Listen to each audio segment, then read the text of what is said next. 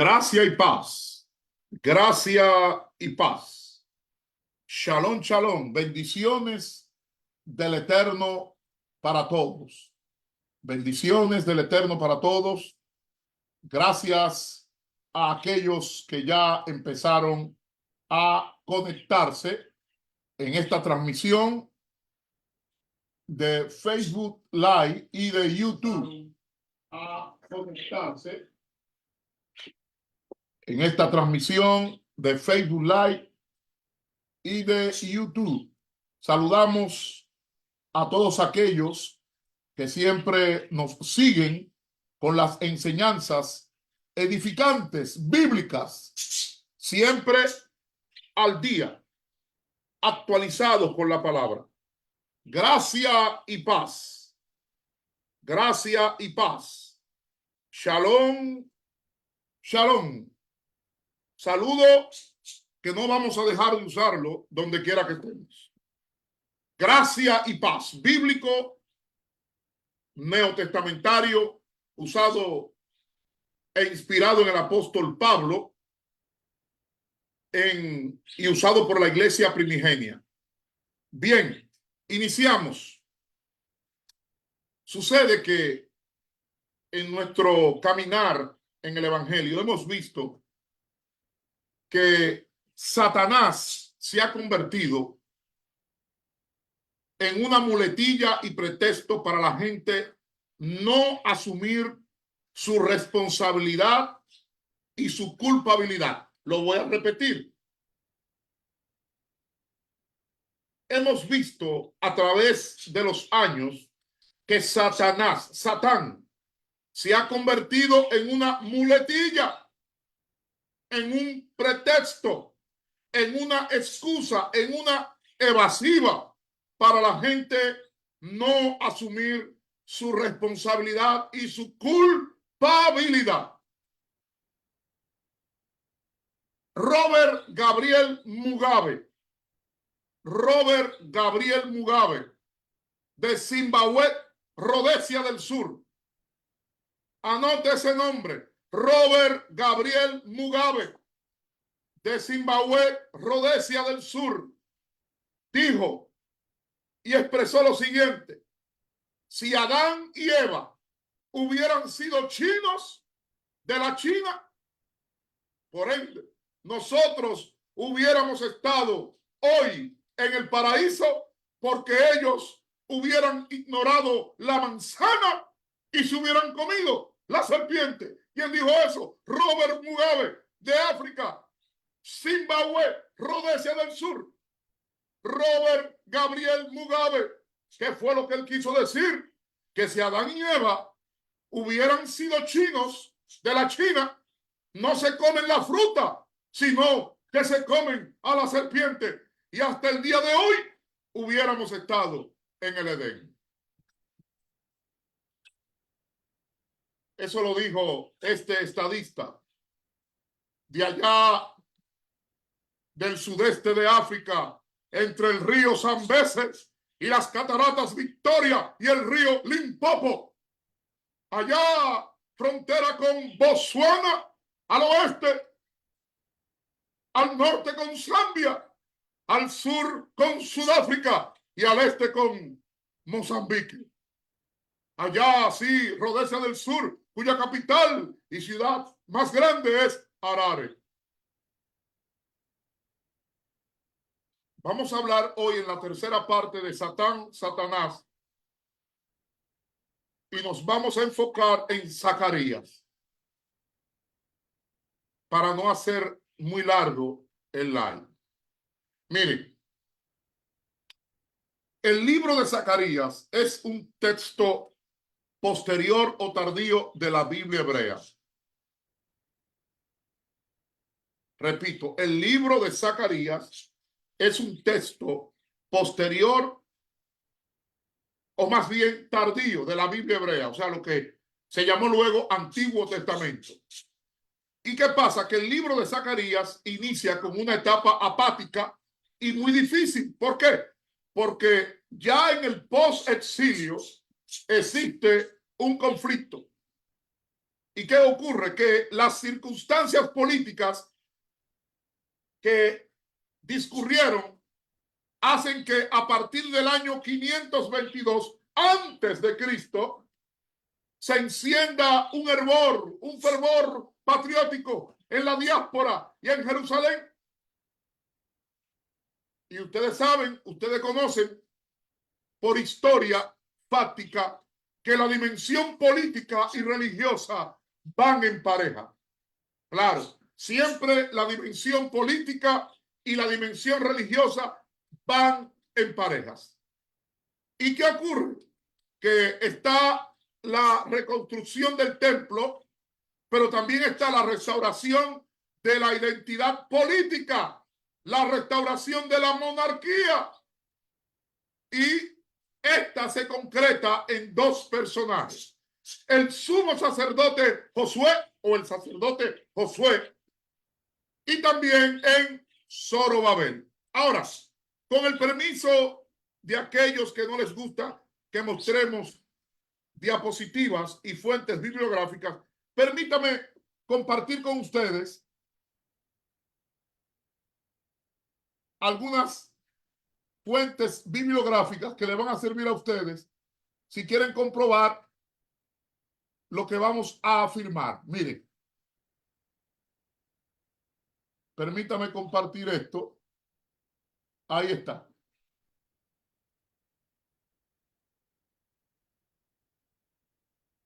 Ahí está. Miren ahí. El tema, la tercera parte de Satanás en Job y Zacarías. Y comparto con ustedes en este tema de Satanás, Job y Zacarías, el primer libro que recomiendo, Job, de la serie de Anchor Bible, una serie exquisita, maravillosa, escrita por Marvin House del Anchor Bible de la Universidad de Yale, allá en Connecticut. Ese libro lo recomendamos, aunque en un cuarto live, porque la saga sigue, la saga de Satanás. ¿Por qué? Porque la idea de Satán y Satanás ha sido una idea que ha ido evolucionando.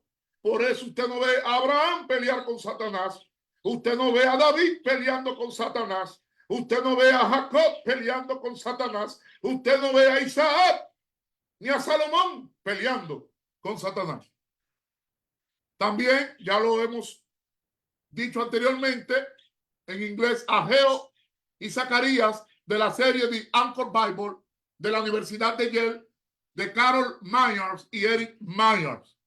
Ahí está la bibliografía rapidito. Recomendamos también Primero y Segundo de Samuel, de P. Kyle MacArthur Jr.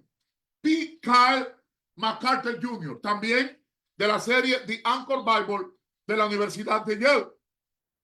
También Primero y Segundo de Crónicas, de Gary Knopper y de Jacob Myers. Ahí está, Primera y Segunda de Crónicas, y un libro exquisito, yo lo recomiendo. Escrito por Alan Buró. Ahí está, acerca de Satán, el herético, la herejía, el nacimiento de la demoniología allá en la edad medieval, en la parte oeste. Un libro que usted no se va a cansar de leer. También recomiendo La historia política del diablo, antigua y moderna, en dos partes. En un solo tomo, por si acaso. No son que son dos tomos. Puse las dos gráficas por si ven uno o ven otro, no se confundan. La historia política del diablo, antigua y moderna. En el libro, en un solo libro, aunque me dicen que hay una edición que está en dos partes separadas, pero es un solo libro en dos partes. Parte 1 y parte 2. Ahí está. Y por último, ya lo he recomendado antes, Satán y el problema del mal. Satán y el problema del mal, de Archie Wright de Harvard University y El origen de Satán de Elaine Pagers. Ahí está. Quería compartir esta bibliografía con ustedes y saludamos a todos aquellos que se siguen conectando. Usted puede dar su opinión. Recuerde que una cosa es la opinión y otra cosa es su interpretación y otra cosa muy diferente es la verdad. Bien. Zacarías capítulo 3, versículos 1 al 3. Recuerden la escena. Estamos en Zacarías. Hay una dimensión política, hay una dimensión religiosa. Zacarías es un texto posterior, tardío de la Biblia hebrea, que inicia con una etapa apática y muy difícil, y surge un conflicto en el post-exilio, y las circunstancias políticas que se dan en Zacarías hacen que a partir del año 522 antes de Cristo se encienda un fervor patriótico en la diáspora, en Jerusalén. ¿Qué está en juego? ¿Qué está en discusión? La reconstrucción del templo y la restauración de la identidad política, la restauración de la monarquía, que se concretan en dos personajes: el sacerdote Josué y Zorobabel. Le invito a buscar Zacarías capítulo 3, versículos 1 al 3. Zacarías 3, versículos 1 al 3.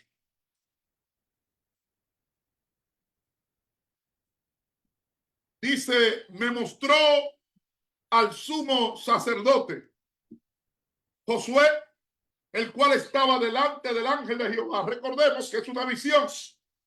Hay 7 visiones en el libro de Zacarías. Y esta visión, aunque usted la vea en el capítulo 3, fue la última de todas en cuanto a la redacción. Repito, la visión del capítulo 3 de Zacarías es la última de todas y está patentizado por más de 15 biblistas, tanto biblistas hebreos como biblistas europeos. Me mostró al sumo sacerdote Josué, el cual estaba delante del ángel de Jehová, y Satanás. ¿Cuál Satán? El de Zacarías. El de Zacarías, porque tiene similitudes con el de Job. Pero este Satanás de Zacarías no es el Satanás que tentó a Jesús. No es el Satanás que habla Pablo, porque Pablo habla de 3 Satanás y lo afirmo con una seguridad y una certeza capital. Pablo habla de 3 Satanás, pero vamos a concentrarnos en el Satanás de Zacarías. Satanás estaba a su mano derecha para acusarle. Y dijo Jehová a Satanás. Ponga atención a esto, porque aquí hay algo como que no encaja, porque se usa Gigar. Y dijo Jehová a Satanás: Jehová te reprenda. Gigar en hebreo. Oh Satanás, Jehová, que ha escogido a Jerusalén, te reprenda. Frase mal traducida. ¿No es este un tizón arrebatado del incendio? Y Josué, atención aquí, y Josué estaba vestido de vestiduras viles y estaba delante del ángel. Llama la atención, y tuve que explicarlo en más de una ocasión, por qué Jehová o Yahweh le dice a Satanás, Jehová te reprende. Porque aquí estamos en el post-exilio. Actualmente, oiga bien, usted puede echar fuera demonios, pero usted no puede reprender demonios. Eso está mal usado. Los demonios en esta época presente no se reprenden, se echan fuera. A Satanás no se reprende, se echa fuera. Entonces se usa reprender. Ahora, el verbo gigar en hebreo es silenciar, ordenar enmudecer, censurar, reprochar, recriminar, desaprobar, en otras palabras, que es lo que se está diciendo. Yahvé te dice que te calles la boca. Pero, ¿por qué se habla en tercera persona? ¿Qué pasa aquí? Primero, porque los judíos están rectificando su teología. Ya lo expliqué en el primer video. Los judíos están rectificando su teología porque antes del exilio tienen diferentes puntos teológicos divergentes. Hay discrepancias. Hay una dolorosa experiencia del exilio que los hace rectificar. ¿A quiénes? A los intelectuales judíos. Y tienen que hacer ajustes teológicos. Entonces, en el posexilio, ellos intentan reformar su teología, rectificar su teología, corregir su teología, reformular su teología, ajustar su teología, remendar su teología, enmendar su teología, reparar su teología. Porque mientras unos afirman Dios es invisible y a Dios nadie le ha visto, y en esa discusión, siglos más tarde, vemos que eso repercute en el Nuevo Testamento. ¿Por qué? Sencillo. Porque si usted chequea el Nuevo Testamento en Juan capítulo 1, versículo 18, usted lo puede leer, que a Dios nadie le vio jamás. El unigénito Hijo que está en el seno del Padre, Él le ha dado a conocer. Y cuando usted se va a la primera carta de Juan capítulo 4, versículo 12, nadie ha visto jamás a Dios.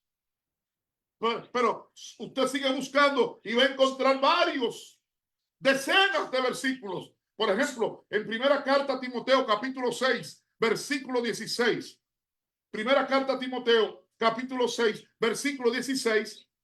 Se habla de que Dios es el único que tiene inmortalidad, que habita en luz inaccesible, a quien ninguno de los hombres ha visto ni puede ver, al cual sea la honra y el imperio sempiterno. Amén.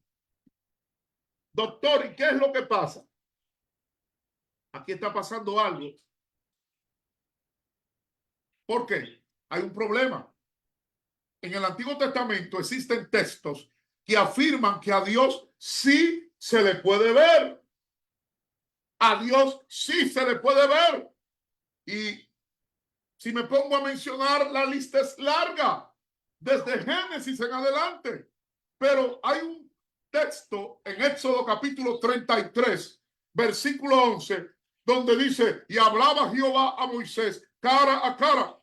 Porque dice que Moisés hablaba con Yahweh cara a cara, como habla cualquiera con su amigo, cualquiera con su compañero.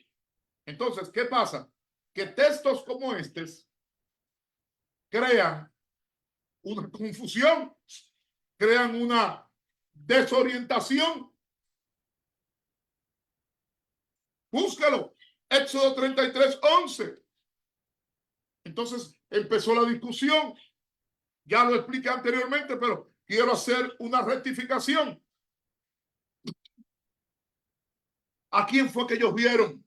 Discuten unos intelectuales judíos y sacerdotes. No, no, no, no. Ellos no vieron a Dios. ¿Qué fue lo que vieron? Y lo que viene a inventarse con esto va a estremecer los cimientos de los fundamentos de la teología judía, de la teología hebrea. Y aunque usted no lo crea, en la evolución del tiempo, lo que se va a afirmar va a crear las bases del cristianismo. El cristianismo no existía. El cristianismo como institución organizada nace en el siglo IV, pero empezó en el siglo I, no como una institución organizada, no, sino que estaban los seguidores de Mashiach, Yeshua. Entonces los judíos, tanto los doctores, los intelectuales, intentando salvar las incoherencias, las incongruencias, las contradicciones y errores que ellos consideraron de la redacción, dijeron, bueno, aquí hay mucho contrasentido, aquí hay desatinos, aquí hay discrepancias, aquí hay inconsistencias. Y chequean y dicen, esto hay que arreglarlo. ¿Por qué? Porque aquí se está diciendo que ellos hablaron con Dios, vieron a Dios, comieron con Dios. Entonces ellos están buscando evitar la expresión antropomórfica. Ellos quieren quitar la expresión antropomórfica de Dios, porque los judíos están buscando que Dios no tenga representación física. Ellos no quieren eso. Eso hay que arreglarlo. Ellos quieren que Dios sea anicónico. Sí, los judíos, buscando que Dios no tenga representación física, crearon un Dios anicónico. Anicónico viene de aniconismo, que no tenga representación física. ¿Por qué? Porque ellos decían, es que al Eterno, a Yahweh, nadie le vio. Y no podemos representar al Eterno físicamente. ¿Y qué ellos hacen? Tratan de cambiar todos los textos y dicen, lo que ellos vieron no fue a Dios, fue su Menra. Aunque Menra, con el tiempo, Menra desapareció del vocabulario. Ellos dicen, en aquel momento, ellos vieron su Menra. ¿Y qué es eso, doctor? Menra, la palabra de Dios. Menra, la palabra que se hizo carne temporalmente. Menra fue que habló con la gente. Y ese Menra luego volvió a Dios. Cuando usted lo analiza, cuando usted lo estudia, usted se da cuenta que el mismo concepto se aplica a Jesús, a Yeshua. En Juan 1:1, usted dirá, pero es que en Juan 1:1 está colocado en griego. Ah, ¿y qué tú quieres? Los evangelios se publicaron en griego porque era propaganda religiosa y propaganda política en contra del Imperio Romano. Y para que esta propaganda llegue a más lugares, se tuvo que escribir en griego koiné. Ellos planteaban un Dios anicónico. ¿Y qué es anicónico? Anicónico es que tiene ausencia de representación física, de representación material, de lo que es sobrenatural, porque viene de aniconismo. Y el término anicónico se usa para describir la ausencia de representaciones gráficas en un sistema de creencias, evitando y prohibiendo cualquier tipo de imagen diferente a la iconoclastia de la Edad Media. Entonces, desde el seno más íntimo del judaísmo, desde la médula del judaísmo, los judíos se inventan Menra. Que cuando ya estamos en la época del Nuevo Testamento, hablan de logos. ¿Y qué es logos? Logos es el mismo Menra. Logos es la palabra. Logos es la traducción de Menra. La palabra se hizo carne. Por eso, el concepto de Jesús como Menra es hebreo, no es griego. Lo voy a repetir, al pan, pan y al vino, vino. El concepto de Jesús como Menra es hebreo, no es griego, porque logos es la palabra. Doctor, ¿y eso de Menra? Sí, Menra es un concepto inventado, ya lo dije anteriormente, en el siglo IV antes de Cristo, o sea, 400 años antes de Cristo, se inventan en la teología judía Menra, el habla de Dios, es la existencia de Dios, es la palabra de Dios que se convierte en carne. ¿Vieron a Dios? No, no, decían los judíos, los teólogos, los intelectuales. Ellos no vieron a Dios, ellos vieron su Menra. un ser que se puede ver, que es la esencia de Dios, pero que no es Dios. ¿Y dónde Menra está? ¿Qué es Menra? Doctor Paulino, Menra es un hebreo arameizado. Por eso también se habla de Dabar para los fines. ¿Por qué? Porque la diferencia es mínima, pero son casi sinónimos. Repito, Menra es hebreo arameizado. Porque los judíos que vinieron en el posexilio no hablaban hebreo, hablaban arameo. Por eso, Menra y Dabar para los fines es lo mismo, porque la diferencia es mínima. Entonces, los judíos que regresan de Persia, no hablan hebreo, anótelo. Los judíos que regresan de Persia no hablan hebreo, hablan arameo. Por eso, cuando usted habla de Menra, cuando habla de Dabar está hablando de la palabra, está hablando del asunto, está hablando del habla, está hablando de la cosa. Porque se está intentando salvar incongruencias, discrepancias que hay en la Biblia. Entonces, en Zacarías, ellos intentan decir que es precisamente ese Menra que está hablando. No es Dios directamente. ¿Y qué es lo que ellos hacen?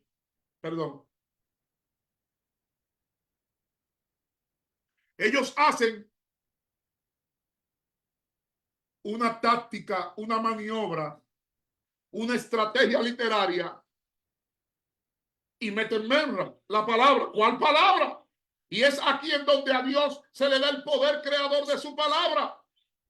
Y por eso, después de crear Menra, viene Génesis capítulo 1 y se redacta. Y dijo Dios, ¿por qué? Porque Menra es la palabra creativa. Y dijo Dios, Menra es la palabra creativa. Menra es la palabra directiva que da órdenes.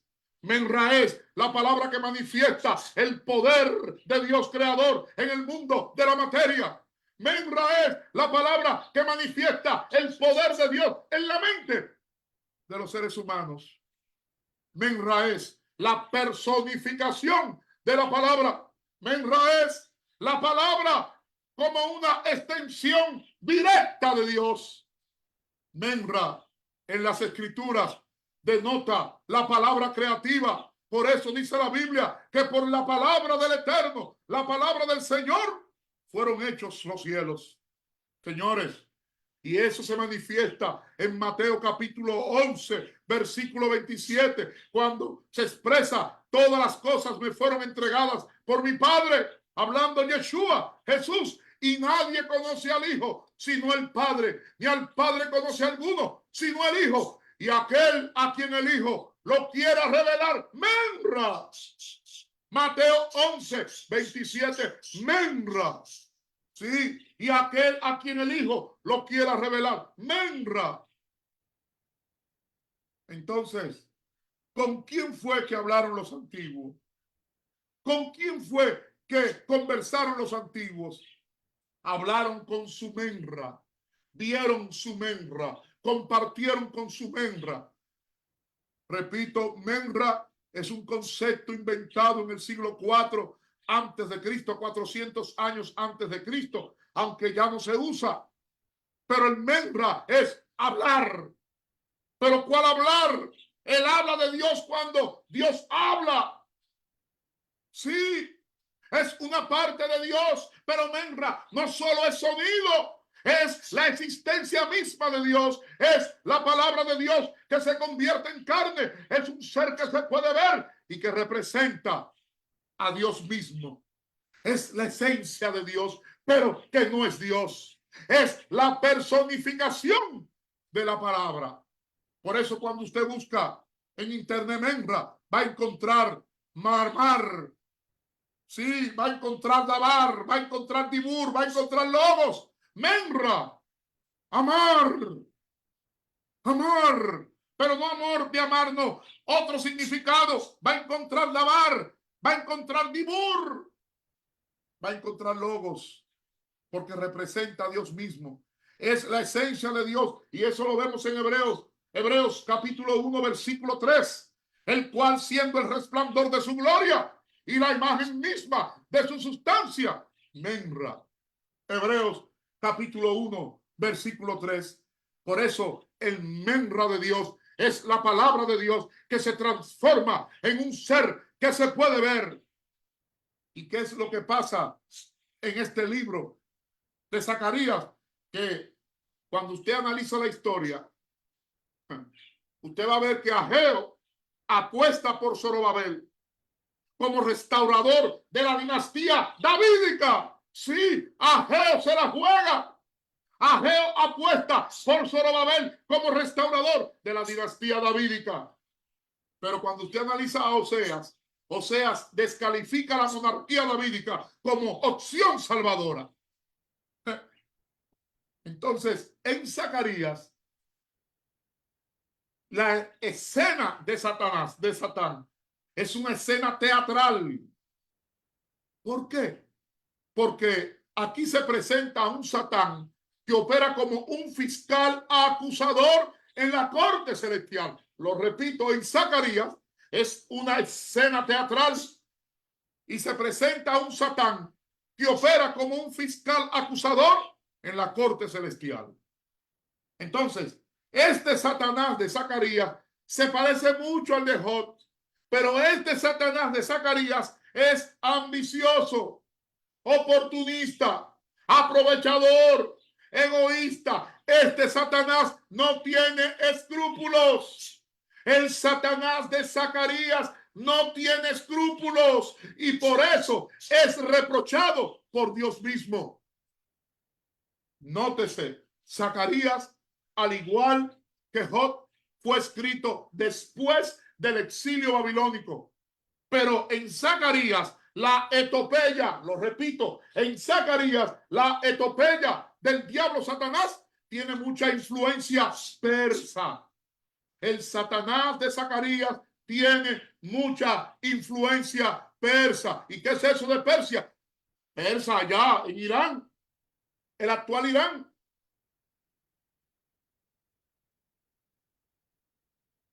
Se llamó Irán después, pero en ese momento es Persia. ¿Y qué ocurre ahí en Zacarías? Que existe un primer momento, una situación política inestable. Hello, ¿y por qué inestable, doctor Paulino? Por los problemas internos que existen en ese momento en el imperio persa. Y en este periodo existe un conflicto entre judíos. Hay un ambiente propicio para una efervescencia nacional. Es un ambiente propicio para el cultivo de esperanza de restauración. Entonces, vemos que Zacarías presenta una serie de visiones que resaltan el regreso de los judíos a la tierra de sus padres. Después, por supuesto, del exilio babilónico. Y en una de estas visiones, porque Zacarías tiene 7 visiones, y la más tardía es la del capítulo 3. Es la más tardía de todas. Aunque aparece en el capítulo 3, es la última de todas. Y trata sobre el sumo sacerdote Josué, en quien Zacarías tiene la esperanza que sea el futuro líder. Sí, otros dicen el futuro líder Mesías de Judá.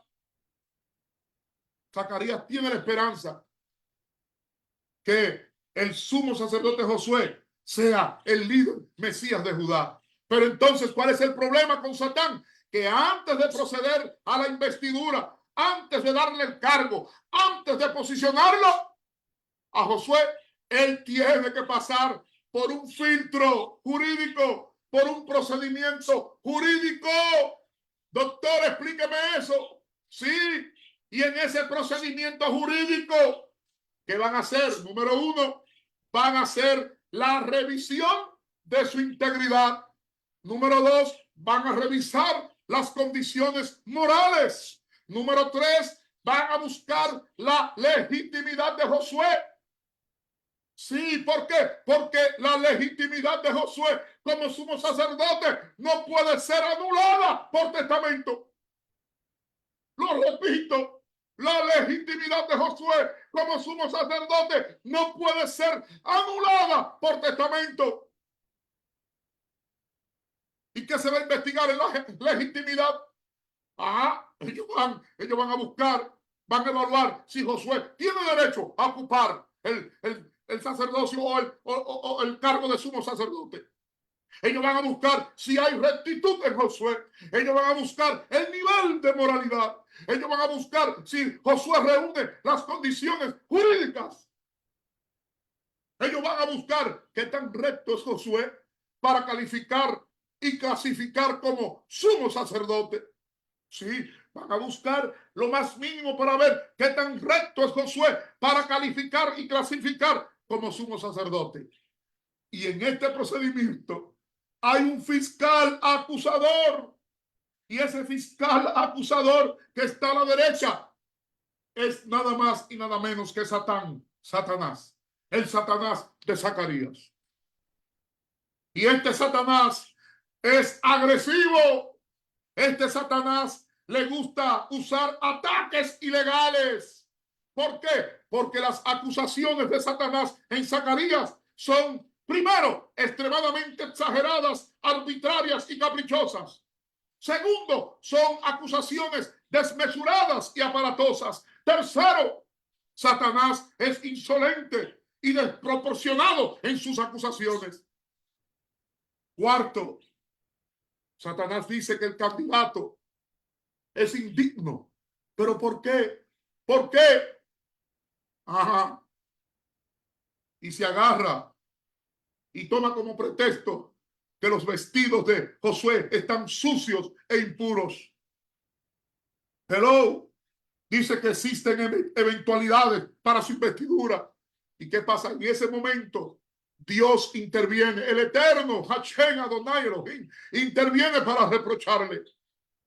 Por eso en Zacarías capítulo 3, versículo 4, cuando usted lo ve, Zacarías capítulo 3, versículo 4, le dice, y habló el ángel de Jehová, habló el ángel y mandó a los que estaban delante de él diciendo, quitadle esas vestiduras viles. Y a él le dijo, mira, que he quitado de ti tu pecado y te he hecho vestir de ropas de gala.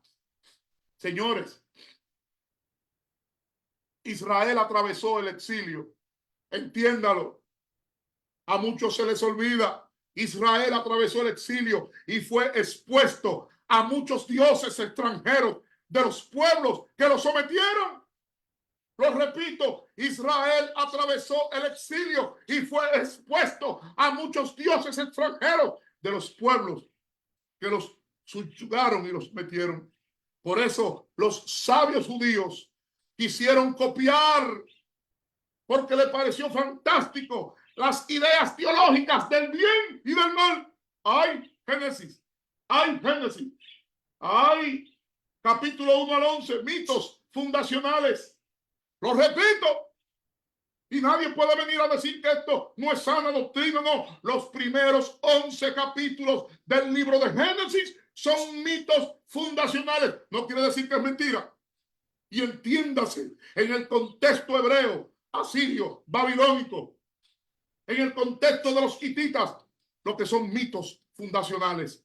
A los sabios judíos que quisieron copiar estas ideas teológicas del bien y del mal, les pareció fantástico. Por eso, para la época de Jesús, hay un Satán, la perícopa de la tentación.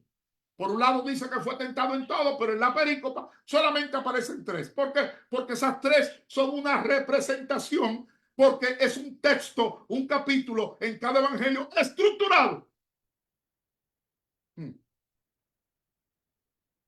Entonces, en la evolución del tiempo,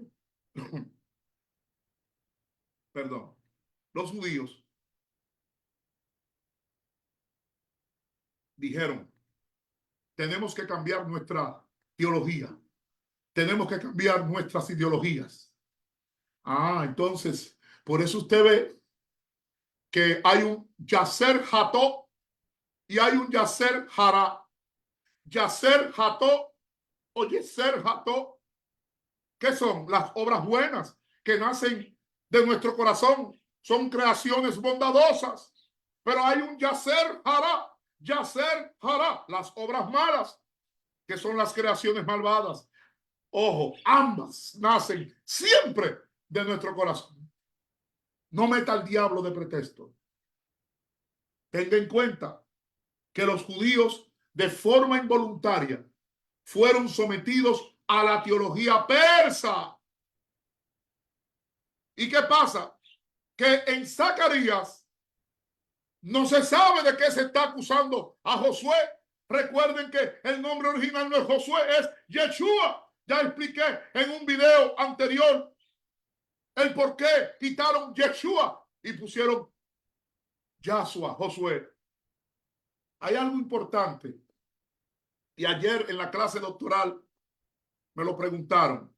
Generalmente, cuando un texto guarda silencio, porque en el momento no se sabe de qué se está acusando a Josué. ¿Y qué pasa? Que generalmente cuando un texto de la Biblia guarda silencio acerca de un asunto o acerca de un tema, es porque tácitamente el texto asume que los lectores y el público a quien se dirigió conocen el motivo. Sí, lo voy a repetir. En Zacarías directamente no se sabe de qué se está acusando a Josué, a Yeshua. ¿Y qué pasa? Que cuando un texto guarda silencio acerca de un asunto o tema, es porque tácitamente el texto asume que los lectores, los destinatarios, conocen el motivo.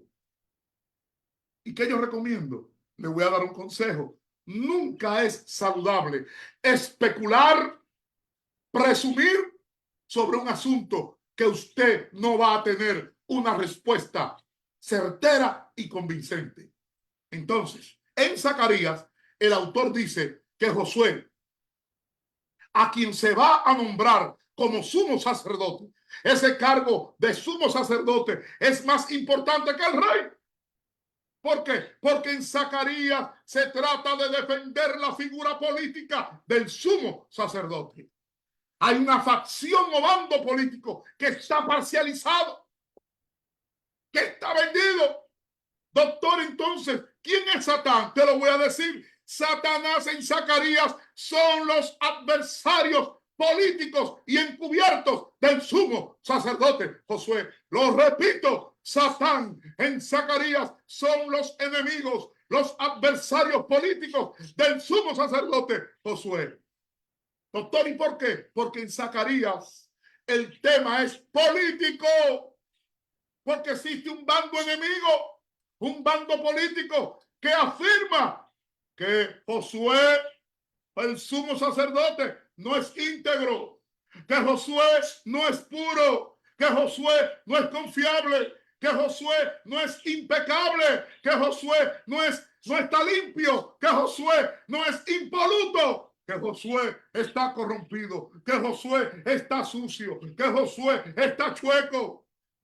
Y ellos, como adversarios y enemigos políticos de Josué, dicen: nosotros no necesitamos a Josué, necesitamos una persona vertical, íntegra, proba, honesta, una persona probada, una persona intachable, una persona irreprensible. Pero el origen de la pureza de Josué está claramente expresada por el mensajero. Por eso en Zacarías capítulo 3, versículo 4, y habló el ángel y mandó a los que estaban delante de él diciendo: quitadle esas vestiduras viles. Y a él le dijo: mira, que he quitado de ti tu pecado y te he hecho vestir de ropas de gala. Hay un problema, porque en la redacción de Zacarías, Zacarías está influenciado por la antigua religión iraní, la teología persa, sí, la antigua religión iraní, el zoroastrismo. ¡Ey! ¿Qué es eso, doctor? Sí, porque hay un personaje, Arimán, El Angra Mainyu es el ser malvado, es enemigo de Espenta Mainyu, ambos hijos de Ahura Mazda, el gran espíritu primigenio, el primer espíritu, la más alta deidad del zoroastrismo, el señor de la sabiduría, la fuente de la sabiduría, Ahura Mazda, Ahura Mazda, porque Ahura es señor y Mazda sabiduría. Entonces, Arimán, que es el Angra Mainyu, es el espíritu destructivo, es el espíritu agresivo, es el espíritu exterminador, despiadado, cruel, maligno, malvado, malicioso. Es un espíritu asolador, es un espíritu destructor y el principal adversario en el zoroastrismo, ya sea del Espenta Mainyu, que son los espíritus de santidad creativos, o directamente del Ahura Mazda, la deidad más alta del zoroastrismo. Por eso, ese Satán de Zacarías es el Satán destructor, el Satán que es la fuente de todos los males en el mundo.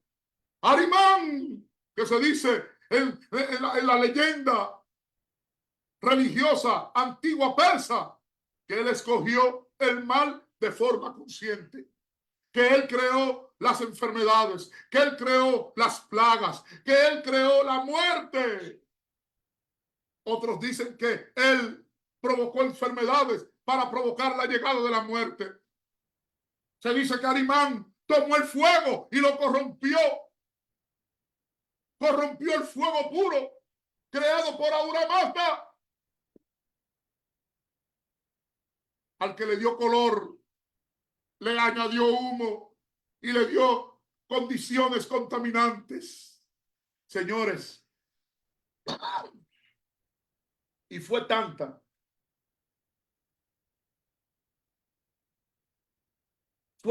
la influencia de Mesopotamia que dos personajes de la historia, que los voy a mencionar porque quiero educar, quiero edificar, quiero traerte verdades históricas.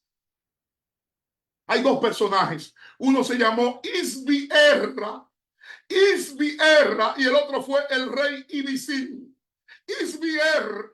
Isbi-Erra, fundador de la dinastía de Isin, siendo gobernador de la ciudad asiria de Mari.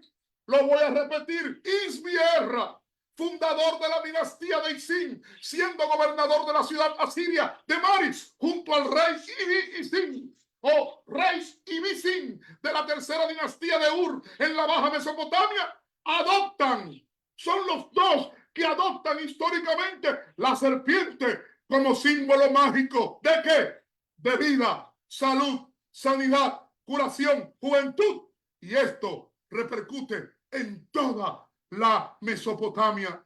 Sí, Isbi-Erra, fundador de la dinastía de Isin, siendo gobernador de la ciudad asiria de Mari, ciudad histórica, junto al rey Ibizín de la tercera dinastía de Ur en la Baja Mesopotamia, adoptan la serpiente. Son los que adoptan la serpiente e imponen la serpiente como símbolo mágico de vida, salud, sanidad y curaciones, símbolo de la juventud, de la eterna juventud, y esto repercute en toda Mesopotamia.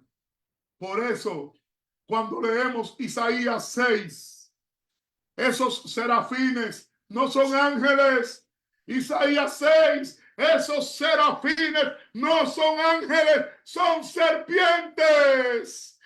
Esos serafines no son antropomorfos. No.